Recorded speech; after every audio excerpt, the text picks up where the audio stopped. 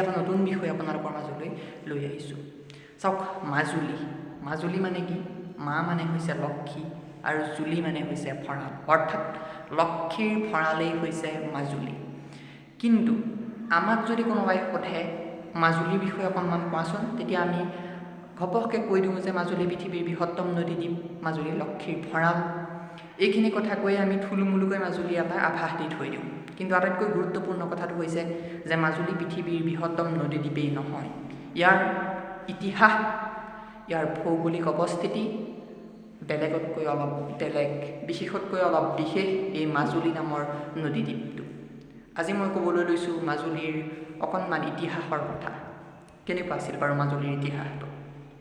চাওক, মাজুলী দ্বীপটোৰ সৃষ্টি হৈছিল নদীৰ মাজত বিভিন্ন প্ৰাকৃতিক পৰিঘটনাৰ ফলস্বৰূপে। এই মাজুলী নদীদ্বীপটোৱে অতি প্ৰাচীন কালৰে পৰাই নিজৰ স্বকীয় ঐতিহ্য, ইয়াৰ বৈশিষ্ট্য অটুট ৰাখিবলৈ সক্ষম হৈ আহিছে।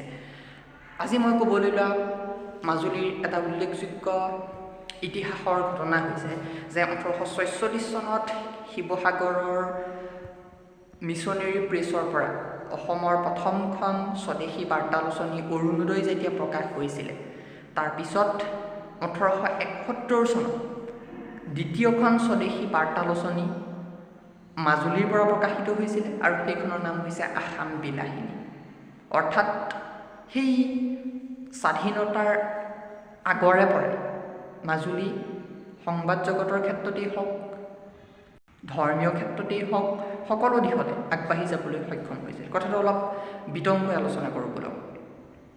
চাওক, 1871 চনত যিখন বাৰ্তালোচনী মাজুলীৰ পৰা প্ৰকাশিত হৈছিল, আসাম বিলাসিনী, এইখনৰ কথা যে কৈছোঁ, এইখন প্ৰকাশ হোৱাৰো এটা সুন্দৰ কাহিনী আছে।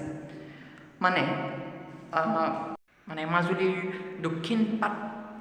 আউনীআটী সত্ৰৰ সত্ৰাধিকাৰ দত্তদেৱ গোস্বামী 1871 চনত মাজুলীৰ পৰা আসাম বিলাসিনী প্ৰকাশ কৰাত যথেষ্ট আগভাগ লৈছিল। তেওঁ কলিকতাৰ পৰা ছপাশাল আনিছিল, ব্ৰহ্মপুত্ৰত জাহাজেৰে পাৰ কৰালে আৰু হাতীৰে চচৰাই সেই ছপাশাল আউনীআটী সত্ৰৰ চৌহদত প্ৰতিষ্ঠা কৰিলে আৰু তাৰ নাম দিলে ধৰ্মপ্ৰকাশ। এই ধৰ্মপ্ৰকাশৰ পৰাই অসমৰ দ্বিতীয়খন বাৰ্তালোচনী আসাম বিলাসিনী প্ৰকাশিত হ'ল।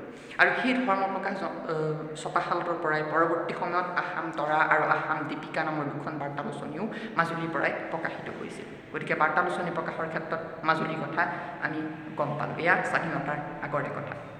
আৰু আমি সকলোৱে জানোৱেই মাজুলী হৈছে সেইখন ঠাই য'ত মহাপুৰুষ শ্ৰীমন্ত শংকৰদেৱ আৰু শ্ৰী শ্ৰী মাধৱদেৱৰ মহামিলন ঘটিছিল, যি মিলনক লক্ষ্মীনাথ বেজবৰুৱাদেৱে মণিকাঞ্চন সংযোগ আখ্যা দিছে। তৃতীয়তে আন এটা কথা হৈছে যে বহুতো মানুহে ভাবে মাজুলীখন এখন সৰু ঠাই, কিন্তু মই ক'বলৈ বিচাৰিম যে মাজুলীখন এখন সৰু ঠাই নহয়। মাজুলীৰ 880 বৰ্গ কিলোমিটাৰ এলেকাৰে এটা বৃহৎ অঞ্চল, য'ত হাজাৰধিক গাঁও আছে, 20খন গাঁও পঞ্চায়ত আছে, 8খন মহাবিদ্যালয় আছে। আৰু এইখিনিতে কৈ ভাল পাম যে মাজুলীত প্ৰতিষ্ঠা হোৱা প্ৰথমখন মহাবিদ্যালয় হৈছে মাজুলী মহাবিদ্যালয়, যিখন মহাবিদ্যালয় মাজুলীৰ শিক্ষা ব্যৱস্থাৰ মধ্যমণি স্বৰূপে কাম কৰি আহিছে।